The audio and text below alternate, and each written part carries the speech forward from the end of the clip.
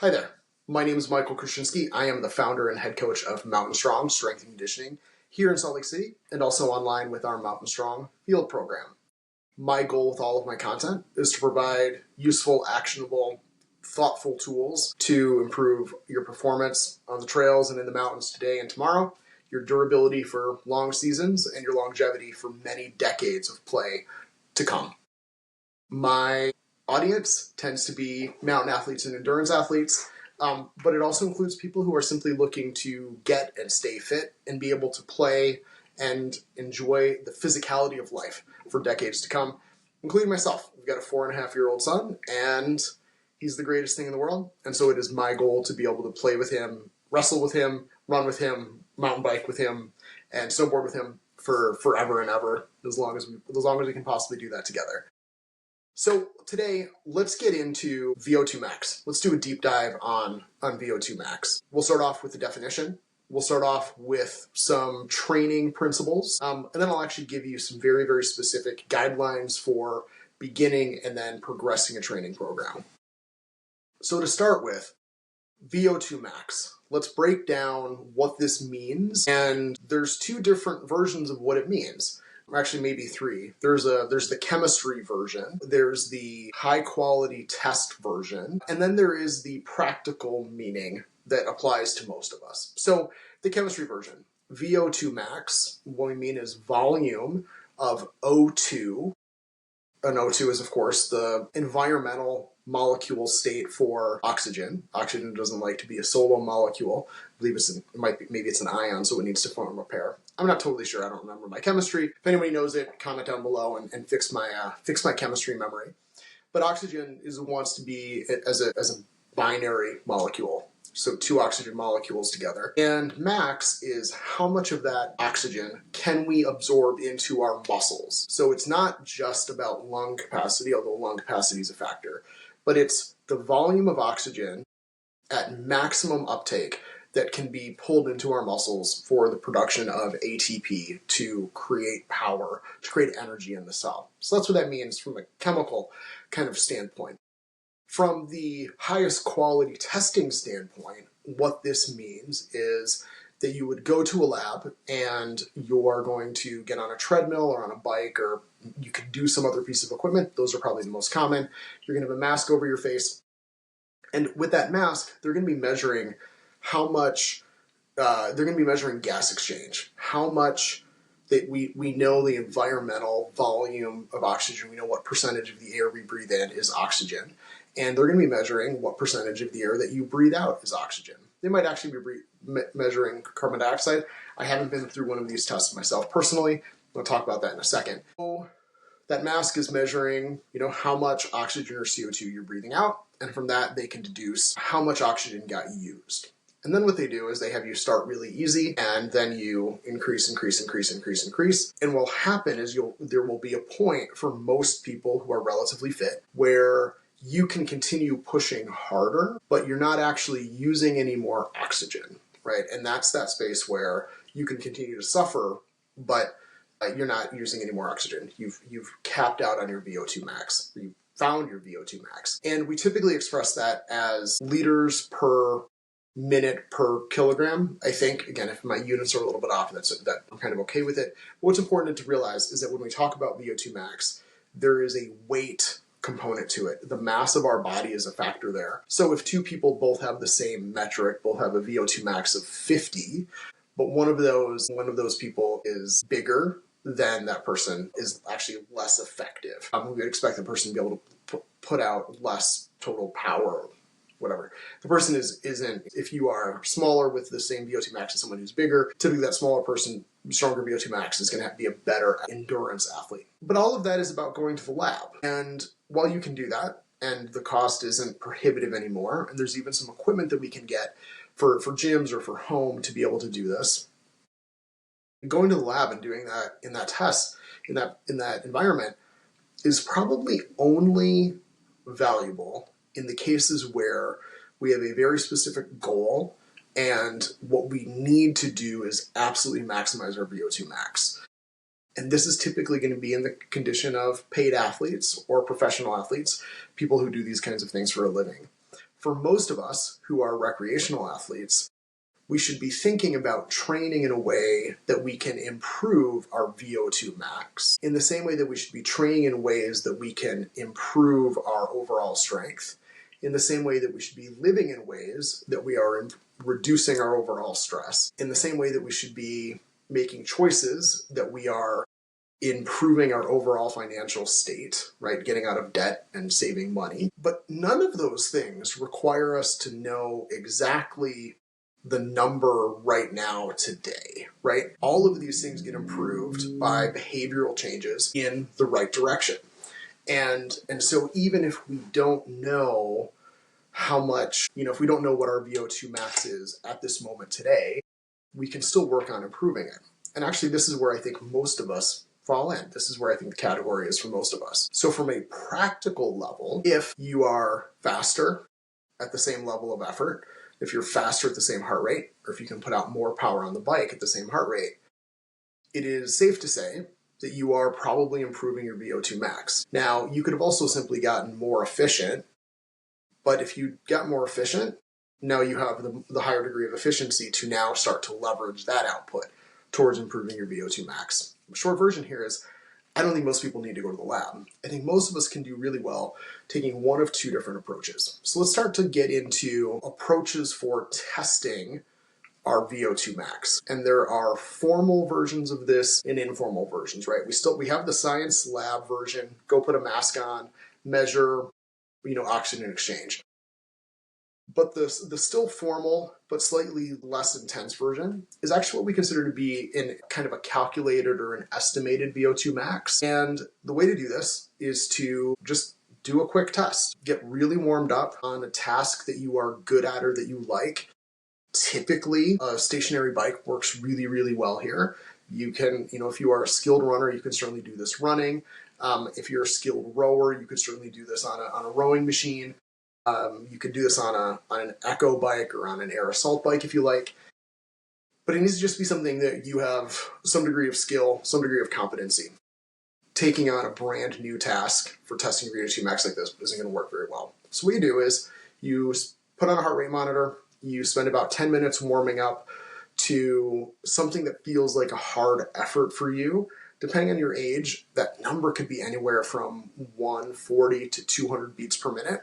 Right, there's a pretty wide range here. And if it's the first time you do this, then the test's not going to be awesome, but you're going to repeat this test every 3 months, say. So what you'll do is put on the heart rate strap, get on the bike, warm up to say 160 beats per minute, right? Hard but sustainable effort. And then what you're going to do is restart the timer on your watch or on your phone, whatever your heart rate strap is connected to, so you're back to zero. And then you have a 15-minute time. And your job is to push as hard as you can for those 15 minutes. And when you're done, you're done. If you do that 15 minutes right, you're going to feel really ready to be done at the end of it. And if you do those 15 minutes right, you're going to push to the place where it feels like you could maybe go a little bit faster, but as soon as you speed up, you realize you made a big mistake, right? And your internal state is forcing you to slow down slightly, right? You can always push a little bit more, but then there's these internal pressures to slow down. And it's not just boredom. It is really that feeling of like there's just not enough oxygen in the room. If that's your experience for those 15 minutes, we're on the right track. When you get done, record your heart rate, record your distance or your pace. If you're using a bike that can do power, that's actually the best. Record your average power. And then you can take those data points and put them into an online calculator. And whether you were running or on a rowing machine or on a stationary bike, you can find a calculator to do this for you. You're going to feed it your age, your weight, what you were doing, the time you went, the distance, or the pace, or the power. These are all actually related. And then it's going to spit out an estimate of your VO2 max. And that's an estimate that I wouldn't take that to the lab and say, well, I think the lab data is wrong because this is what this thing told me. No, lab data is better. Lab data is going to be much more precise. But my argument is, I don't think the precision is justified. I don't think the precision justifies the cost and the time of going to the lab when you can simply go to the gym or go to your garage and do this on a trainer. So what you've done is you got 15 minutes. And you can put all this in the calculator, and you now have this data point of, hey, here is my VO2 max for right now. And I would just think of that as being true. So that's the formal way, right? We're actually pulling out a number for VO2 max. But here's the other thing that you can do. You can simply do that 15-minute time trial and record your average pace or your average power or your total distance. And then every 3 months, run that test again. And if you can go further, faster, more power, your VO2 max is probably improved, right? It functionally is that simple. We don't have to overthink this. That's enough, right? It's an informal way of measuring progress. And even though you're not measuring your VO2 max and you don't have a data point that says this is my VO2 max, you can be confident that if you are getting faster, more powerful, especially if heart rate is staying about the same, it's a really good indicator that VO2 max is improved. Now, if your heart rate is going up, what that actually says is also you are improving your overall capacity to do work. And that is, again, going to be a precursor, if not a direct push upward for VO2 max. That's a really good thing. So we have the formal way of doing this, the sciencey way, put on a mask. The formal way, which is do the work, do the time trial, throw it into a calculator, and get a VO2 max estimate. And the informal way is literally just do the 15-minute time trial, take that data point, rerun that test every 3 months, and you're looking for progress. That's it. So there's our VO2 max intro, right? Here's what this stuff means. Now let's shift. If we want to improve our VO2 max, what do we do?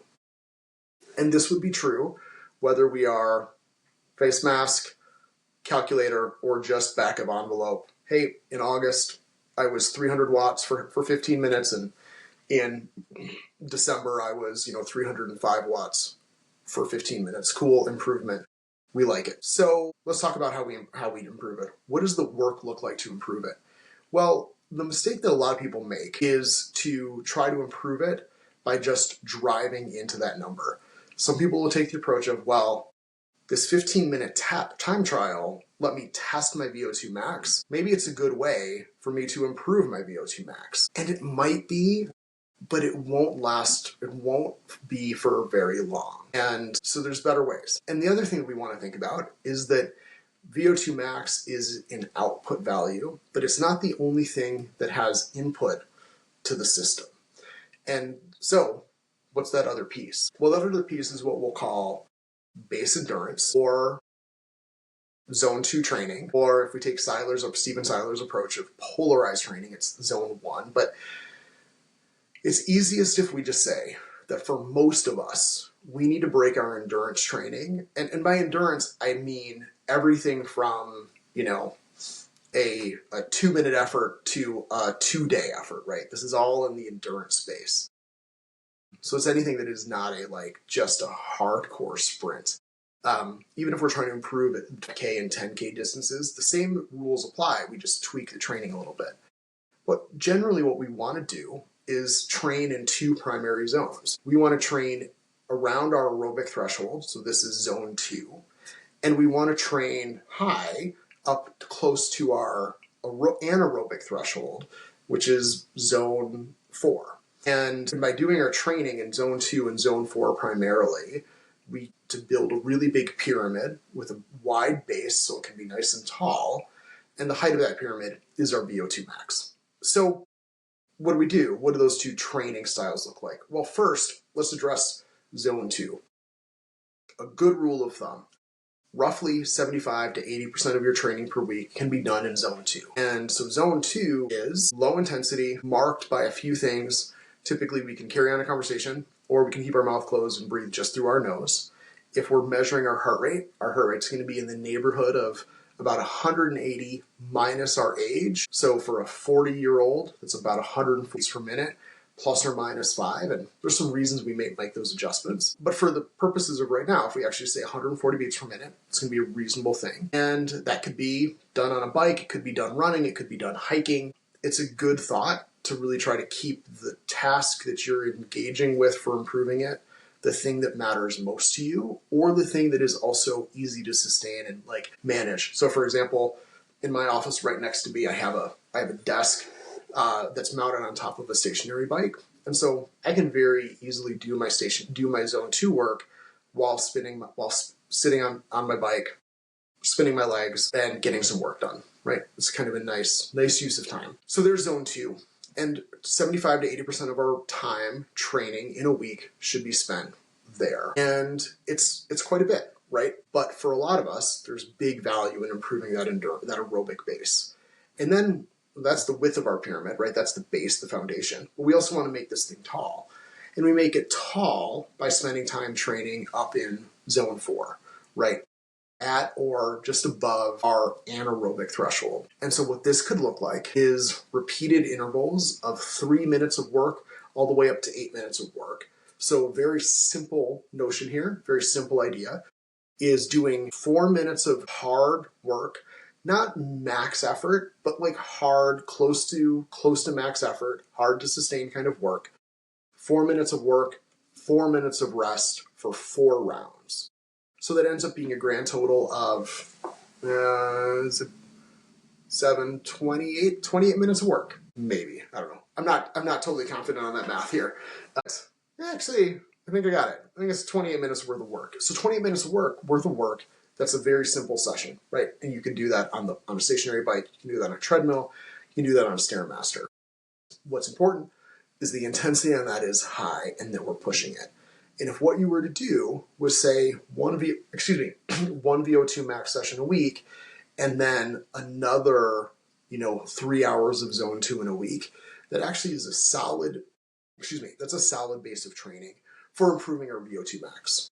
If you want to improve your VO2 max, start with something really simple. Start with a goal of 3 hours of zone 2 training per week. Zone 2, again, conversational, you can breathe through your nose, or if you're wearing a heart rate monitor, which I suggest, you're working at roughly 180 minus your age in beats per minute. So for a 30-year-old, that's 150 beats per minute. And then, so that's, 2 to 3 hours worth of work there, broken into 2 or 3 or maybe 4 workouts over the course of a week. And then the second piece of work is your zone 4 anaerobic threshold work. Again, 4 minutes hard, 4 minutes off. 4 minutes hard, 4 minutes off. So you're going to collect a total of 4 rounds of work and separate it out with 3 rounds of rest. And you just want to make sure that when you go to do your zone 4 work, that high effort anaerobic threshold, that you're pretty well rested, because that is expensive. It is hard. You need to be mentally focused into it. Otherwise, it's very easy to just pull back and kind of cruise, and that's just not going to be hard enough to make it effective. The place that a lot of people get this stuff wrong is that they train too easy on their hard days and too hard, I'm going to say it again. The place that most people get endurance training wrong when we think about improving our VO2 max is when they're supposed to be going easy, they go too hard. And when they're supposed to be going hard, they go too easy, right?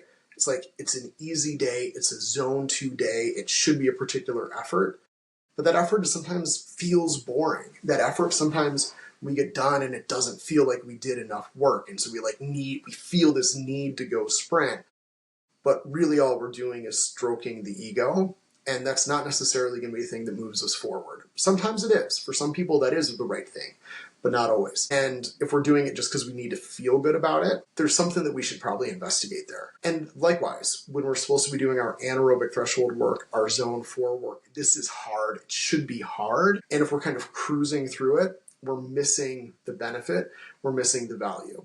Now, we talked a lot about training in zone 2 and zone 4, but what about zone 3? Because when we think about most races, right, anything longer than a 10K is going to be run somewhere in zone 3. Most of us have the capacity to actually push for the duration of a 5K or the duration of a 10K right at or very close to our anaerobic threshold, right? It's somewhere between a 15, depending on our pacing, right? A 5K could be, as short as, 15 minutes or something. And if we say on the long end, a 10K might be an hour. Well, there's totally a human capacity to hang out at anaerobic threshold or even slightly above it for that duration of time. But once we start thinking about like a marathon or a 50K or obviously a 100K or a 100 miler, we're going to be spending a lot of time in zone 3, right? And at different levels in zone 3. When we build a training plan, what we want to do is have built, before we start the training plan that's specific for a race or a season. So if we know that we have a 50K coming up in 3 months, when you're at that 3-month mark and out, that's the wrong time to start building your VO2 max. You don't want to be thinking VO2 max when you're 3 months out from a 50K. Instead, you want to have been thinking VO2 max for the 9 months before that. So you've built this big foundation to work from. And then for those final 3 months, you're going to build your training plan focused on that 50K. So it should include speed work. It should include strength work and plyometric work. Of course, I say that because that's what I do. But it should include speed work. It should include long runs. And the mark of progress there is going to be getting ready for the mileage, absorbing and addressing the volume. It's going to be less of trying to measure your VO2 max. We should still see improvements on performance, but really at that point, the VO2 max should have already been built when we are in our off season. And then our preseason or race specific training is going to be, as I said, race specific.